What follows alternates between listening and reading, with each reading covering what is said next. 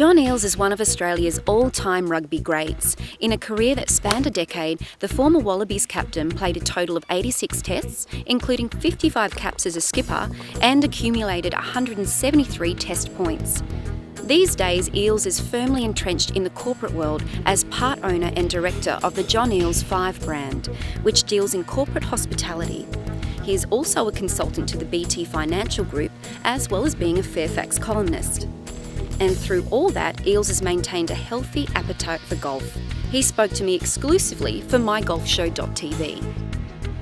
And I learnt very quickly that a stand-up interview just wasn't going to work.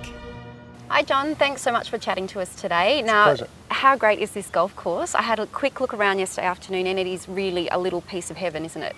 It's a wonderful course. And I love the way I first played here when the Wallabies, we were staying here in Coffs Harbour. Right. And if ever we had a moment or an opportunity, we'd come and have a round here at golf at Bonneville.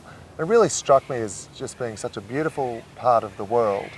But the golf course is really cut in amongst that beautiful part of the world. It doesn't interfere with the beauty of the place. And I think when your golf is not necessarily too good out there on the course, it's good to be able to turn to things that are beautiful outside. And certainly when you're on a course like this, you see that. If you could choose 4 players to play with on a round of golf, who would it be and why?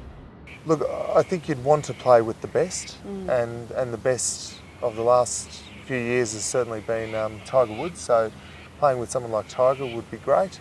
You know, someone who had been just outstanding in history as far as golf was concerned. So also the guy who's won the most championships, Jack Nicklaus. And probably on top of that, I'd want someone that I could beat too. You know, someone that, so I wouldn't just be the worst person out there on the course. So, and someone that would also be very interesting. Who might that be? No. Does Nelson Mandela play golf? He might play and be better than me. I don't know, but you could just take him for the stories and for the good conversation, maybe. Yeah, exactly. Yeah. Like someone like that would be great. Now, what's your favourite course? Is there one course around the world that you will always remember to this day?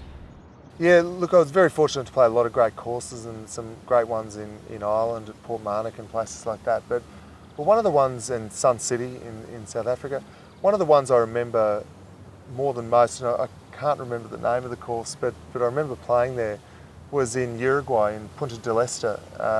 And it was this course which reminds me a lot of Bonneville actually, because there's a lot of exceptionally tall trees, very straight. The fairways are basically cut in amongst these tall pine or whatever trees they were.